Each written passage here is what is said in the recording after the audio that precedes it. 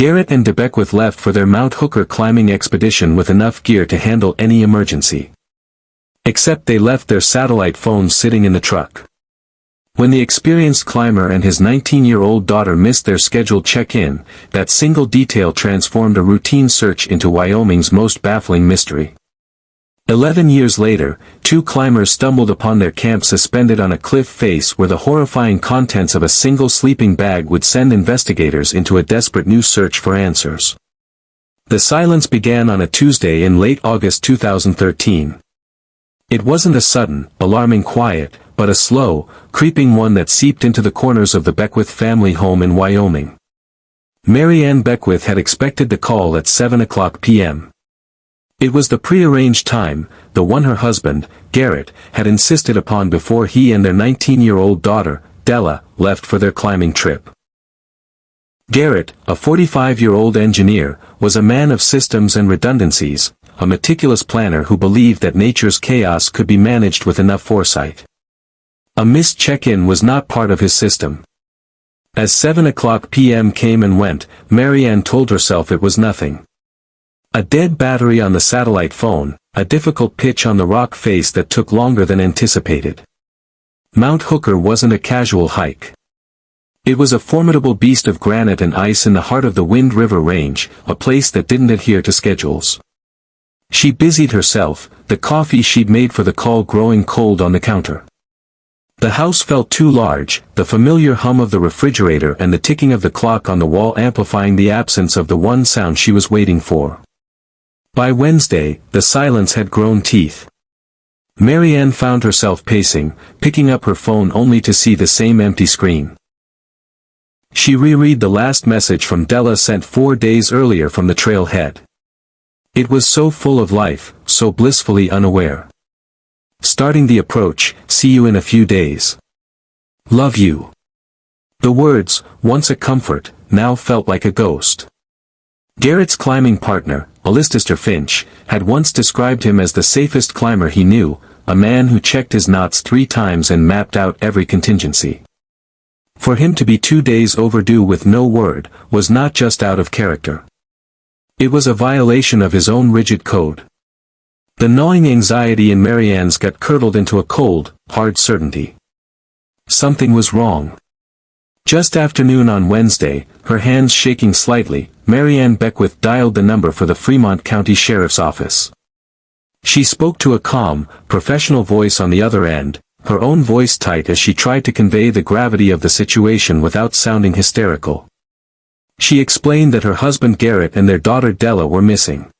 She detailed their intended route on Mount Hooker, emphasizing Garrett's extensive experience and his unwavering commitment to safety protocols. She recounted the final text message from Della, the words catching in her throat. For the dispatcher, it was a familiar call in a region defined by its wilderness. But the mention of Mount Hooker, coupled with a 2-day silence from an experienced climber, elevated the report. This wasn't a lost tourist on a day hike. This was a high-risk situation in one of the most unforgiving environments in the state. The case was immediately flagged as a high-priority missing persons incident. Within the hour, a deputy was assigned the first procedural step in what everyone knew could become a massive undertaking. His task was simple yet crucial. Drive to the remote trailhead at the edge of the wilderness and confirm the presence of the Beckwiths' vehicle. As the deputy's patrol car kicked up dust on the long unpaved road leading into the mountains, he was driving toward the first piece of a puzzle that would confound investigators for more than a decade. The search for Garrett and DeBeckwith had officially begun. The drive to the Big Sandy trailhead was a long, rattling journey into isolation.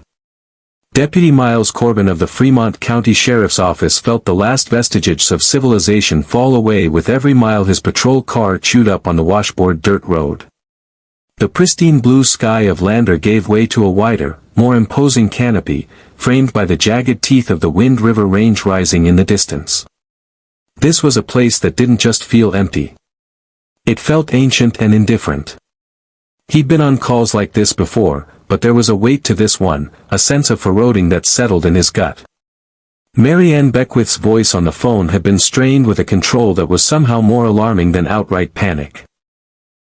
She had described her husband, Garrett, not as a man who could get lost, but as a man for whom getting lost was a logical impossibility. Corbin's tires crunched over the gravel of the trailhead parking lot, a sparse clearing carved out of the pine and aspen forest. There were only a handful of vehicles scattered about. He scanned the lot, his eyes landing on a dark green Ford F-150, its color muted by a thick film of dust and pine pollen. It matched the description. He parked his cruiser and stepped out, the air immediately thinner, cooler. The truck sat silently, looking as if it had been abandoned for weeks. A fine layer of yellow aspen leaves had begun to collect in the groove where the windshield met the hood. It looked exactly as it should, a vehicle left by people who had walked into the wilderness and had not yet walked out. He ran the plate. It came back registered to Garrett Beckwith. Corbin began his routine inspection, peering through the windows. The cab was tidy, almost Spartan. A few stray maps lay on the passenger seat along with a well-worn guidebook to the Wind River Range. There were no signs of a struggle, no broken glass, nothing to suggest a frantic departure or a violent encounter. It was perfectly unnervingly normal. He tried the door handle unlocked. That wasn't unusual out here. Most people felt safer leaving their cars unlocked than risking a broken window for the few non-valuables left inside. Corbin opened the driver's side door and leaned in. The faint scent of stale coffee and pine air freshener hit him.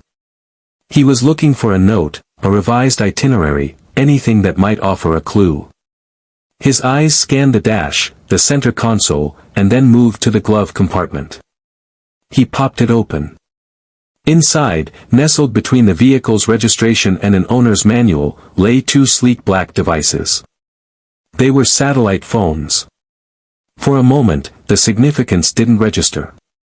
Then, a cold wave washed over him. He stared at them, his mind racing to reconcile their presence with the facts of the case. These were the lifeline, the one piece of technology that transcended the range's notorious lack of cell service. For a man described as a safety fanatic, a meticulous planner undertaking one of the most serious climbs of his life with his daughter, leaving them behind was unthinkable. It wasn't just an oversight. It was a catastrophic error. A decision so fundamentally at odds with the man Marianne Beckwith had described that it threw the entire narrative into chaos. He carefully picked one up. The screen lit up instantly, displaying a full battery. The other was the same. They hadn't been forgotten because they were dead. They had simply been left behind. Corbin keyed his radio, his voice flat, betraying none of the shock he felt. He reported the vehicle found and relayed the discovery of the phones. The calm response from dispatch did little to quell the unease. This single detail shifted the entire axis of the investigation. The prevailing theory of a simple climbing accident, a fall, an injury, now seemed insufficient. This was something else. This was a mystery that began not on the treacherous slopes of Mount Hooker, but right here in the quiet, dusty cab of this truck. Within hours, the trail had transformed into a bustling command post. Fremont County search and rescue sucks rolled in, followed by vehicles carrying volunteers and equipment. Maps were spread across the hoods of pickups. The immense topography of Mount Hooker and its surrounding peaks reduced to a dizzying web of contour lines. The ASER commander, a man with a face weathered by decades of high-altitude operations, drew a massive search grid, his marker tracing the probable and possible routes the Beckwiths might have taken. The mood was professional and urgent, but an undercurrent of pessimism was already present. Everyone there knew the odds. The Wind River Range was a place that could swallow people whole, leaving not so much as a shoelace behind. The first flights began that afternoon. A search helicopter lifted off, its rotors beating a rhythmic thud against the vast mountain silence. From the air, the scale of the challenge was breathtakingly clear. Mount Hooker wasn't a single peak, but a complex massify of granite walls, sheer couloirs, and shadowed cirques that stretched for miles. The helicopter seemed like a tiny insect against the colossal rock faces. The spotters inside scanned the endless gray and white expanse, looking for a flash of color, a jacket, a tent, a piece of gear, anything that didn't belong. They saw nothing. By the second day, the search had intensified, but the mountain remained silent. Ground teams composed of highly fit SR members hiked the established trails, shouting Garrett's and Della's names into the wind, their call swallowed by the immensity of the canyons. They found nothing. Then the weather turned. The crisp blue sky of early autumn bruised to a dark, ominous gray. The temperature plummeted, and a biting wind began to howl down from the high peaks. What started as a cold rain quickly turned to sleet, then snow. The storm, arriving a few weeks earlier than usual, was a brutal physical blow to the search effort. The helicopter was grounded indefinitely.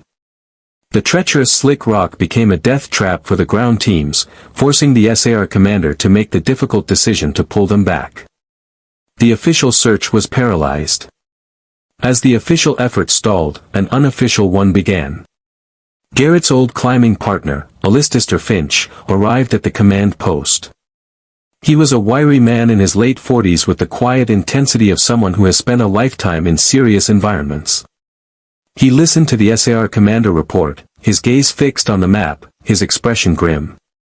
He knew, as the officials did, that the standard search protocols might not be enough.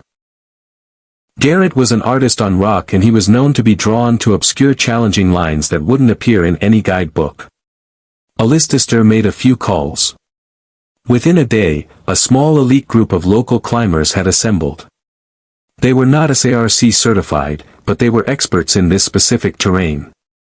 They brought their own ropes, their own gear, and an intimate, intuitive knowledge of the mountain that no map could provide. While the official teams had focused on the probable, Alistair's group focused on the improbable.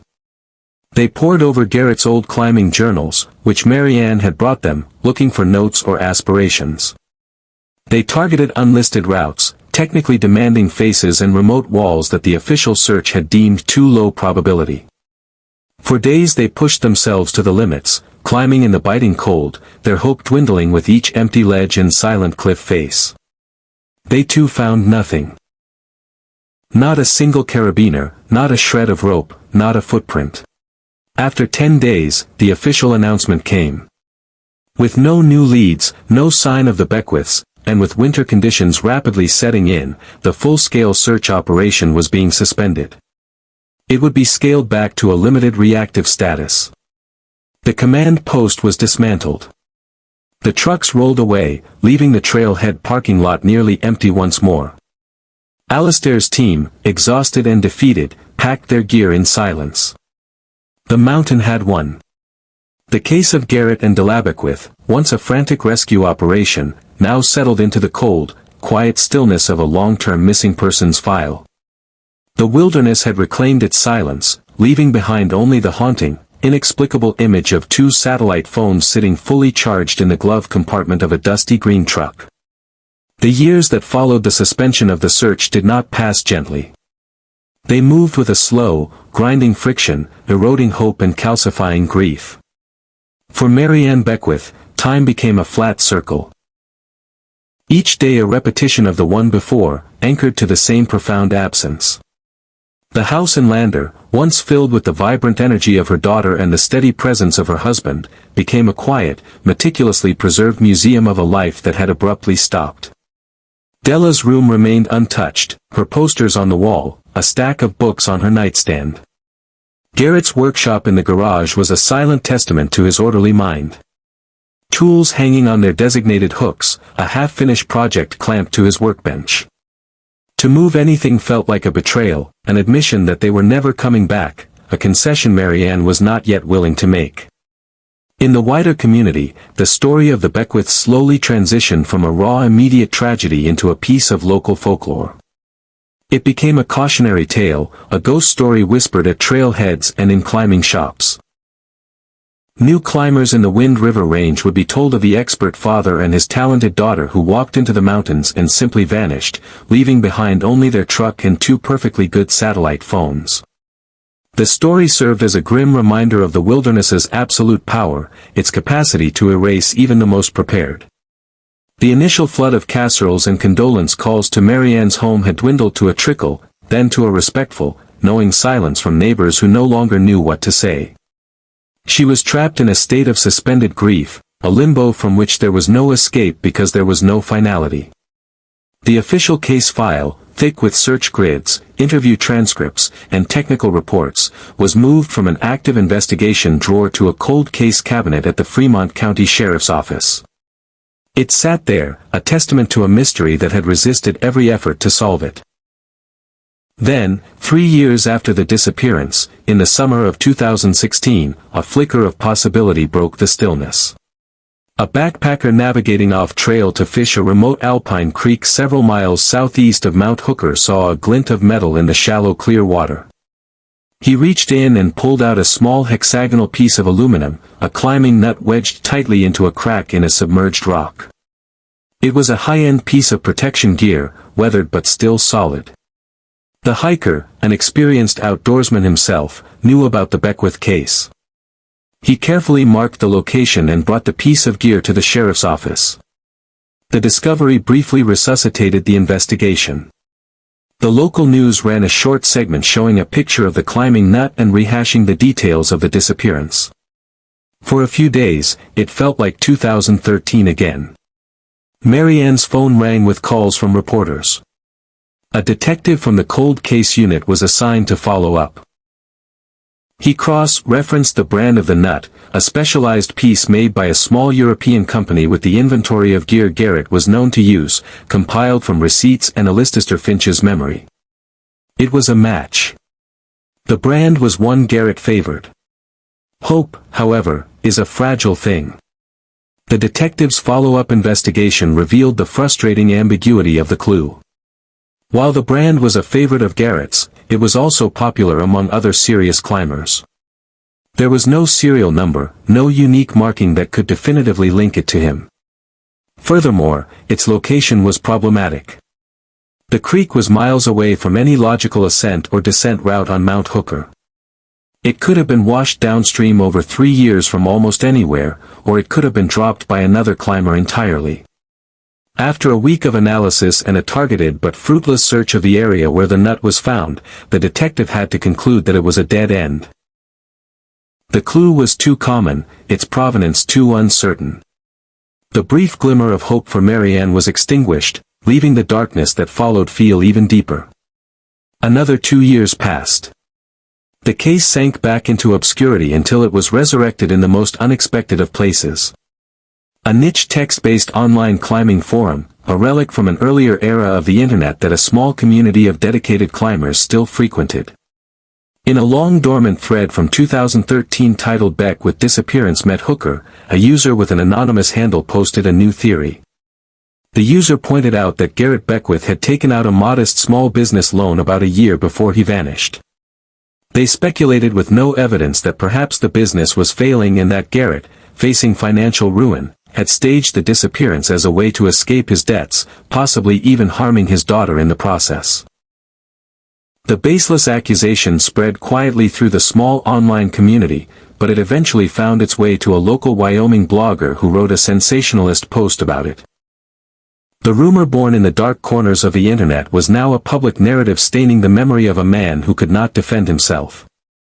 For Marianne, it was a profound violation. The suggestion that Garrett could have been responsible for their fate, that he could have harmed Della, was a cruelty she could barely comprehend. The public nature of the rumor, however unfounded, forced the hand of the cold case unit. A detective was once again assigned to pull the Beckwith file. He spent a week meticulously reviewing Garrett's life, a task that felt like an intrusion into the private world of a dead man. He subpoenaed bank records, credit reports, and the loan documents for the small engineering consultancy Garrett had started. The financial picture that emerged was not one of desperation. The business was solvent, if not wildly profitable. The loan payments were all current. Garrett had a healthy life insurance policy, but it was nothing extravagant, and Marianne was the sole beneficiary.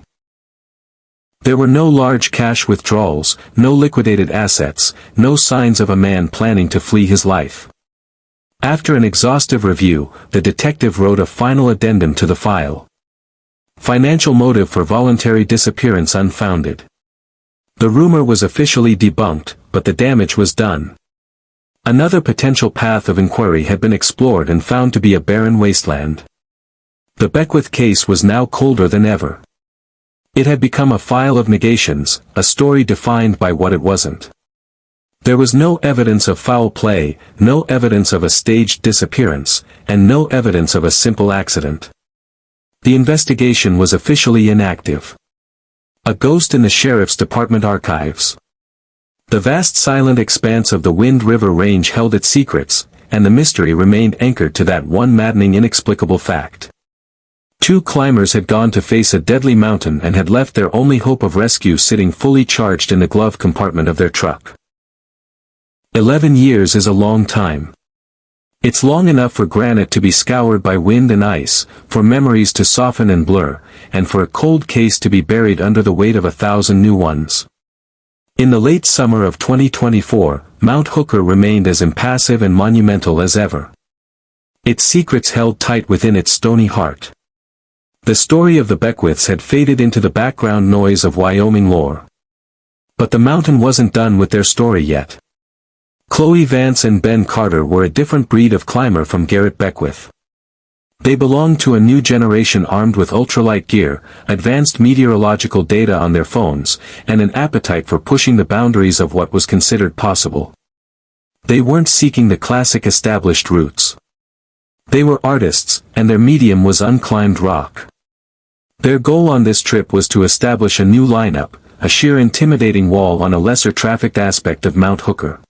A face known for its technical difficulty and lack of obvious features.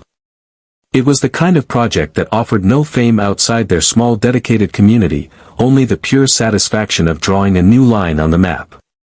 For 2 days, they had been immersed in the vertical world. Their lives were reduced to a rhythm of movement and stillness, the scrape of metal on rock, the rasp of their own breathing in the thin air, the quiet communication of rope tugs, and the shared unspoken understanding of 2 people whose lives depended on one another. The climbing was hard, more demanding than they had anticipated.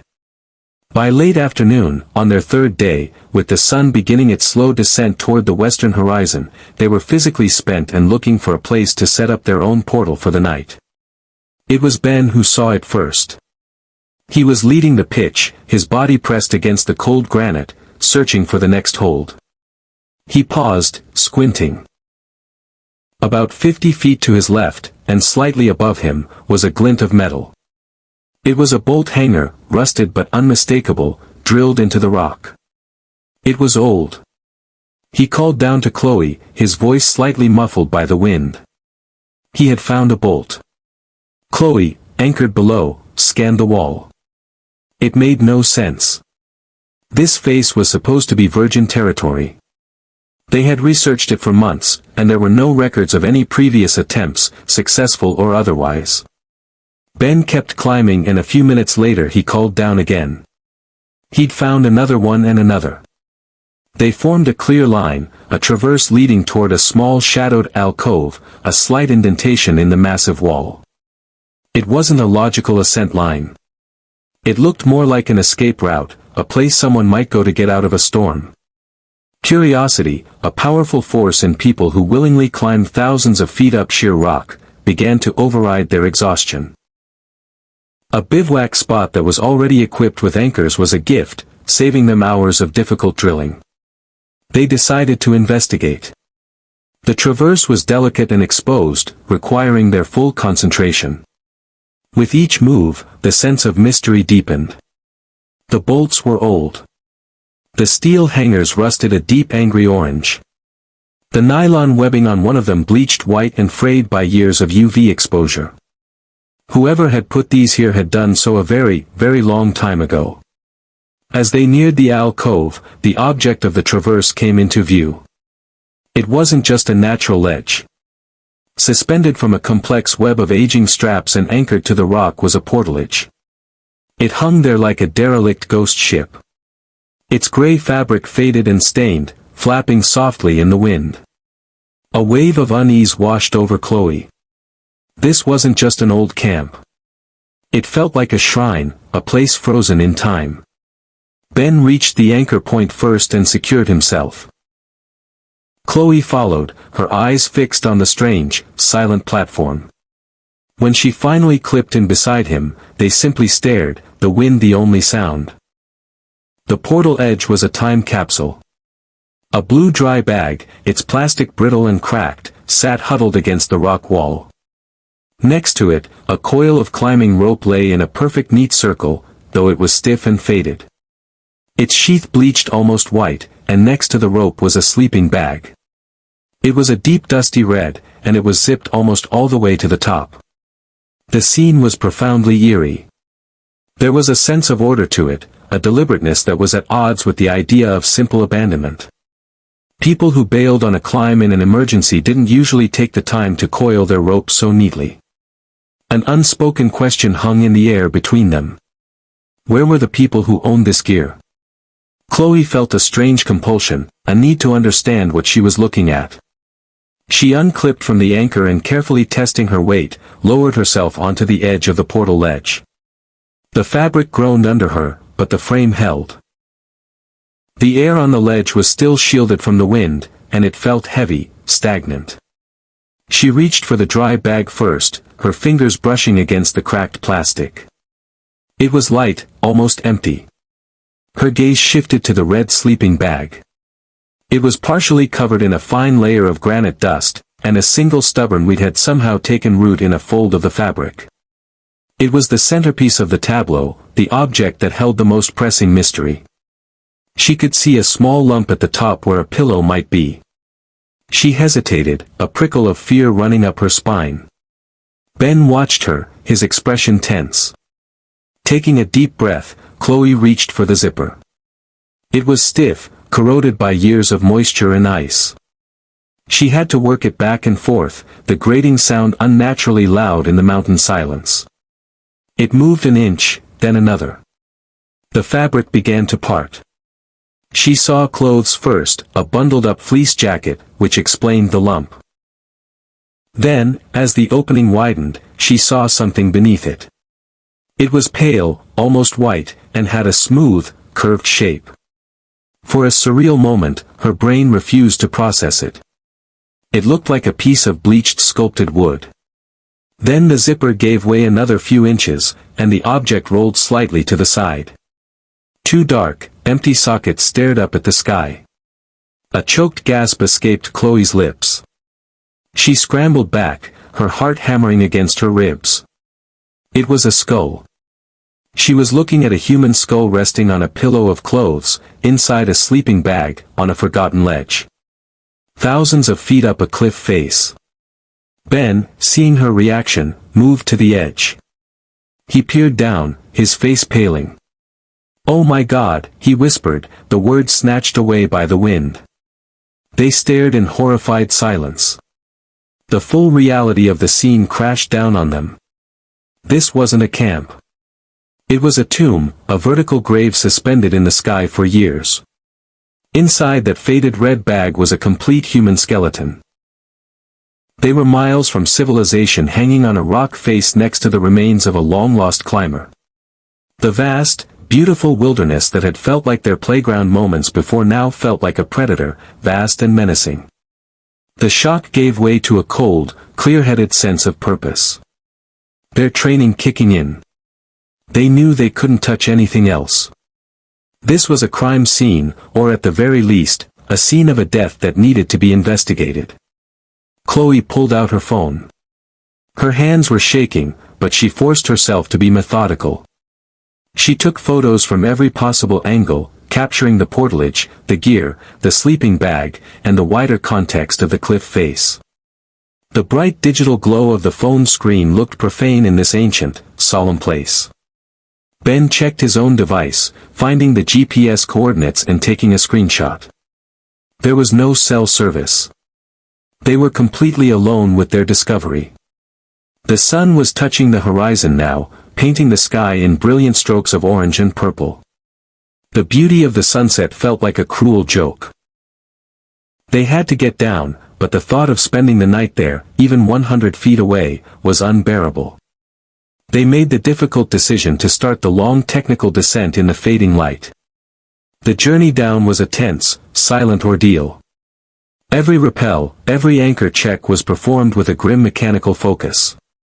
The normal, easy chatter between them was gone, replaced by a heavy silence filled with the image of those two empty eye sockets staring up from the sleeping bag. The mountain which had been a source of joy and challenge now felt haunted. They were no longer just climbers. They were messengers carrying a terrible secret out of the wilderness. It was a full 24 hours later, after a sleepless night bivouacked on a lower ledge and a grueling final descent, that they finally stumbled out of the forest and into the big sandy trailhead parking lot. Their legs were trembling with exhaustion, their minds numb with what they had seen. Chloe found a single bar of cell service. Her fingers fumbled as she dialed 911, her voice cracking as she spoke the words that would finally, after 11 years of silence, reopen the cold, forgotten case of the Beckwiths. "We're at Mount Hooker," she said. "We found something. We found a body." The call from Chloe Vance sent a jolt through the Fremont County Sheriff's Office. A discovery on Mount Hooker, a body on a portal edge. It was a scenario so specific and so strange that it immediately pulled the oldest and coldest case from the archives. The Beckwith file, thick with the dust of 11 years, was laid open on the desk of Detective Isabella Rossi. Rossi was new to the cold case unit, a sharp, tech-savvy investigator who had built a reputation for seeing old evidence with fresh eyes. She was 28 years old, meaning she had been a teenager herself when Garrett and Della Beckwith had vanished. As she read through the initial reports from 2013, the details felt like echoes from another era. The search grids, the suspension notice, the baffling mystery of the satellite phones. Now a ghost from that past had reappeared, suspended thousands of feet in the air. The first challenge was immediate and immense. The location. This wasn't a crime scene that could be cordoned off with yellow tape. It was a vertical crime scene, a logistical nightmare accessible only to a handful of people in the world. Detective Rossi stood before a massive high-resolution satellite image of Mount Hooker with Chloe Vance and Ben Carter pointing to a tiny pixelated speck on a sheer granite wall. The operation to process the scene would require a level of collaboration and expertise rarely seen. Rossi assembled a specialized team, a forensic anthropologist from the State University, a senior crime scene technician, and most crucially, 2 members of the elite Jenny Lake Search and Rescue Team from Grand Teton National Park, who were among the best high-altitude recovery specialists in the country.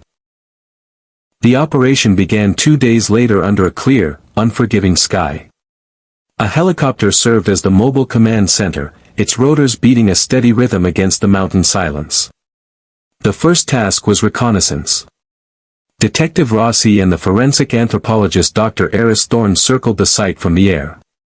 The portalage, a tiny, fragile-looking platform against the overwhelming scale of the rock. Through binoculars, Rossi could see the scene just as Chloe had described it. The faded gray fabric, the coil of rope, the ominous red sleeping bag. It was a place that had been locked away from the world, preserved by its own inaccessibility. The recovery itself was a painstaking multi-day process. The 2 SAR climbers were the first on the wall, establishing a new secure set of ropes and anchors above the site. From this station, they could rappel down to the portal edge, acting as the hands and eyes for the investigative team. Every action was relayed via radio to Detective Rossi and Dr. Thorne, who were observing from a temporary base camp established on a wider, more stable ledge several hundred feet below. The first priority was to document everything in situ. The climbers, wearing body cameras, moved with a surgeon's precision. They photographed the portal edge from every angle. They took close-ups of the knots, the webbing, the way the gear was arranged. The crime scene technician watching the live feed directed them, asking them to measure the distance between objects to check for any non-climbing related items, to look for anything that seemed out of place. The inventory of the gear was the first set of clues. The brand names and models of the carabiners, the cams, and the ropes were meticulously logged. A quick cross-reference with the 2013 case file confirmed it. This was the equipment of Garrett and Della Beckwith. One item was conspicuously absent. Garrett's personal climbing harness. Della's was there bundled with some other gear, but his was gone. It was a significant detail suggesting he had left the ledge wearing it. Next, they turned their attention to the red sleeping bag. The climbers noted something that Chloe and Ben had missed in their shock. The bag was not just lying on the platform. It was deliberately and securely fastened to the portalage frame with two short lengths of accessory cord tied with a climber's knot. This was a conscious act. It wasn't a temporary arrangement. It was designed to ensure the sleeping bag and its occupant would not be dislodged by the ferocious winds that regularly swept the cliff face.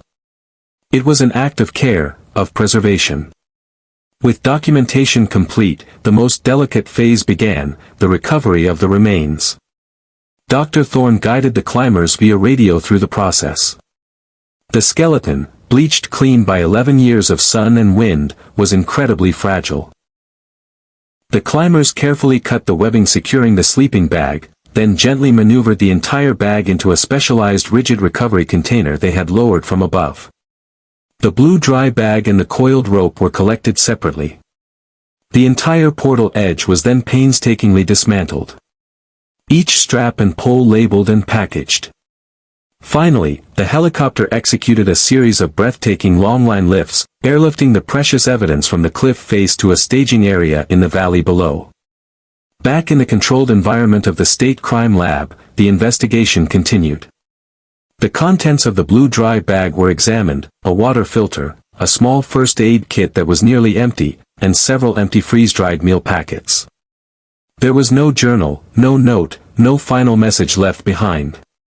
The focus then turned to the remains. Dr. Thorne began his methodical examination. Dental records were flown in from the Beckwiths' family dentist. Within hours, he had a positive identification. The skeleton found on the portalage was that of 19-year-old Della Beckwith. As Dr. Thorne continued his work, he made the discovery that would finally provide a concrete explanation for the scene on the ledge. While examining the lower leg bones, he found it, a severe complex fracture of the right tibia. The break was catastrophic, a spiral fracture with evidence of significant displacement. He explained to Detective Rossi that such an injury would have been excruciatingly painful and completely immobilizing. There was no way Della could have put any weight on that leg, let alone perform the complex athletic movements required to descend a technical rock face. She had been trapped. The evidence now painted a clear, heartbreaking picture. Della had suffered a terrible accident, a fall that shattered her leg. Garrett, her experienced father, had done everything he could. He had established a secure camp on the most protected ledge he could find. He had placed his injured daughter in the sleeping bag, secured her to the platform to keep her safe, and left her with their remaining supplies.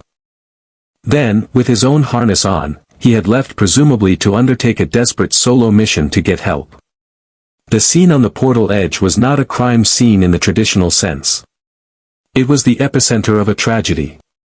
It answered the question of what had happened to Della, but in doing so, it deepened the mystery of her father. Where did Garrett go? He had walked off that ledge into the vast, unforgiving wilderness, and vanished as completely as if he had stepped into the sky itself. The investigation had found one of the Beckwiths, but now it had to start a new search for the other. With the fate of Della Beckwith now understood, the focus of the investigation shifted entirely to her father.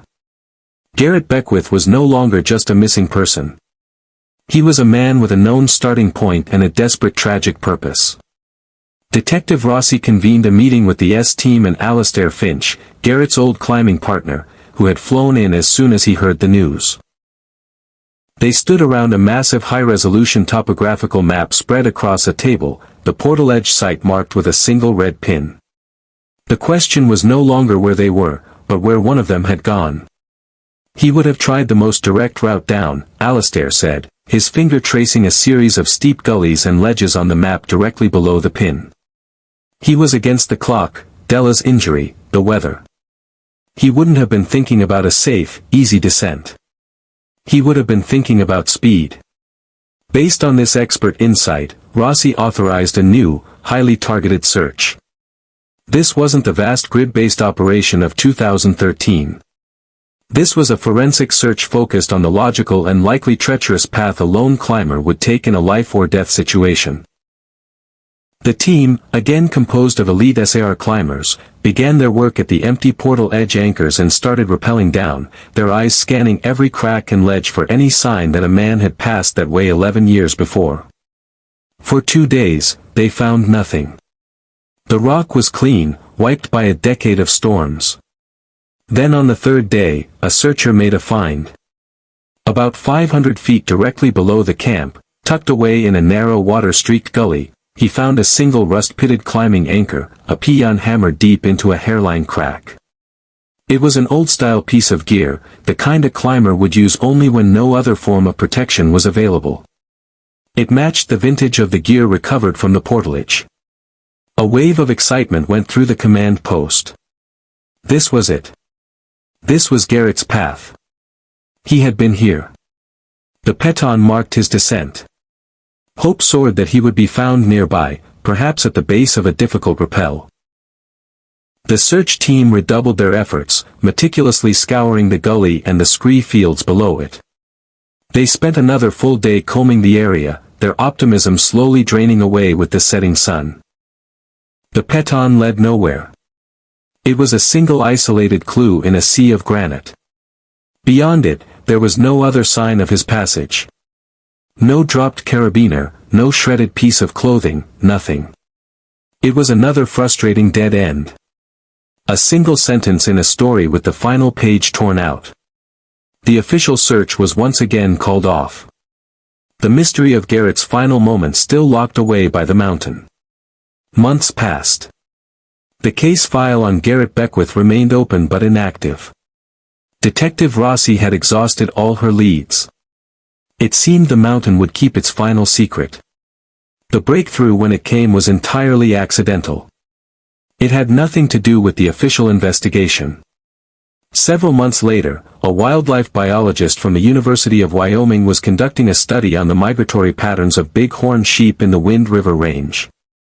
The project involved using a high-resolution drone to survey remote, inaccessible basins that were prime sheep habitat. One afternoon, while piloting the drone from miles away, he was guiding it over a rugged bowl-shaped basin several miles east of Mount Hooker, a desolate cliff-bound area with no trails and no logical reason for a person to ever go there. As he scanned the live footage on his monitor, a flash of unnatural color caught his eye. It was a tiny speck of faded blue against the gray and brown of the rocky terrain. He maneuvered the drone closer, lowering its altitude. The image resolved into tattered shreds of fabric snagged on a thorny bush at the base of a high, sheer cliff. Panning the camera, he saw something else scattered among the rocks nearby. Pale white objects that looked disturbingly like bones. He knew the stories. He knew about the Beckwith case. He carefully saved the drone's GPS data and flight logs and immediately contacted the Fremont County Sheriff's Office. Detective Rossi felt a familiar surge of adrenaline. She dispatched a team, including herself and Dr. Aries Thorne, via helicopter to the coordinates provided by the biologist. Landing nearby was impossible, so the team had to be lowered by long line into the basin. The moment their boots hit the ground, they knew the basin was a natural trap, surrounded on 3 sides by unclimbable cliffs. The scene was grim. 11 years of harsh weather and animal activity had taken their toll. The remains were scattered, fragmented. The tattered blue fabric was from a windbreaker, its material rotten and weak. Dr. Thorne began the slow, somber work of recovery. It was immediately clear that a full DNA identification from the degraded bone fragments would be difficult, if not impossible. The remains were, however, consistent with those of an adult male of Garrett's height and build. For a moment, it seemed that a definitive link might elude them, leaving Garrett's fate in a state of perpetual uncertainty. Then, a member of the recovery team, sifting through the soil near where the largest bone fragments were found, saw a glint of metal. It wasn't climbing gear. He carefully brushed away the dirt to reveal a small, uniquely shaped titanium plate, the kind used in maxillofacial surgery. It was bent and scratched, but intact. Detective Rossi felt her heart quicken. She remembered a detail from her initial review of the case file, a line in Marianne Beckwith's original interview. She had mentioned that Garrett had shattered his jaw in a cycling accident about 15 years prior and had required extensive surgery. Rossi made a call. Within hours, Garrett's old dental and surgical records were being faxed to the state medical examiner's office. They included detailed diagrams and specifications of the titanium plate that had been used to reconstruct his jaw. The next afternoon, the confirmation came. The plate found in the remote basin was a perfect match. There was no doubt. After 11 years, Garrett Beckwith had been found. His final resting place was not at the bottom of a climbing route, but miles away, at the base of a cliff he had likely never intended to be on. The location told the final tragic chapter of his story. He hadn't just fallen, he had become profoundly lost. In his desperate, high-stakes race against time, likely disoriented by injury, weather, or darkness, he had strayed far from the logical descent path, ending up in a part of the wilderness from which there was no escape. His final moments were not a calculated risk, but a fatal error born of desperation and love. The discovery of Garrett Beckwith's remains brought the long, agonizing search to a close, but it did not bring simple closure. Instead, it offered a theory pieced together from fractured bones, a rusted peton, and the silent testimony of a vertical grave. The official conclusion entered into the final report by Detective Isabella Rossi was one of cascading tragedies, a story of love and desperation played out on a stage of unforgiving granite. The prevailing theory accepted by the investigators and by Marianne Beckwith herself was as logical as it was heartbreaking. The story began with a misstep on the rock, a moment of misfortune that resulted in Della's severe leg fracture. From that instant, their ambitious climbing adventure transformed into a desperate fight for survival. Garrett, the meticulous planner, did everything right. He established a secure camp on the portalage, a fortress against the elements. He stabilized his daughter's injury as best he could, placed her in the sleeping bag to protect her from the biting wind and cold, and consciously secured her to the platform, an act of a father ensuring his child would be safe while he was gone. He left her with their supplies, a small comfort in an impossible situation. Then, wearing his harness and taking only the most essential gear, he embarked on a solo mission for help. A descent he knew was fraught with peril. His path marked by that single lonely peton showed his initial intent. But somewhere in the treacherous gullies and ledges below, something went wrong. Perhaps it was the encroaching storm that had thwarted the initial search. A sudden whiteout that erased the landscape and his sense of direction. Perhaps it was a small slip, a minor injury that compounded his problems. Or perhaps it was simply the immense, disorienting scale of the wilderness. Lost and likely hypothermic, he had wandered miles off course, ending up in the inescapable basin, where he ultimately succumbed to a final fatal fall. Miles away on the cliff face, Della waited. She would have watched the clouds roll in, her hope dwindling with the fading light until she too succumbed to her injuries and the relentless cold. It was a story without villains, a perfect storm of bad luck and the brutal indifference of nature. Yet, even with this narrative, one question remained, hanging in the air like an unresolved chord. It was the question that had haunted the case from the very first day, the detail that elevated it from a simple tragedy to a profound mystery. Why were the satellite phones left in the truck? It was the central inexplicable flaw in an otherwise logical chain of events. Had it been a simple human oversight, a moment of overconfidence from an expert climber who believed he had transcended the need for such precautions on a familiar mountain? Or had they been intentionally left behind for a reason that would forever remain unknown? That single seemingly minor decision made in the quiet of the trailhead parking lot 11 years earlier was the fatal pivot point. It was the mistake that had removed any chance of a different outcome. The silent error that had set in motion a chain of events from which there was no recovery. The answer to that question was buried with Garrett and Della, leaving an unfillable hole in the center of the story. For Marianne Beckwith, the final discoveries brought a brutal kind of peace. The limbo of not knowing, a unique and torturous form of grief, was over. She was now a widow and a mother who had lost her only child. But she was no longer the wife and mother of the missing. She could finally bring Garrett and Della home. A small private service was held. She buried the remains of her daughter and the fragmented recovered pieces of her husband side by side. The story had an ending, even if it was incomplete.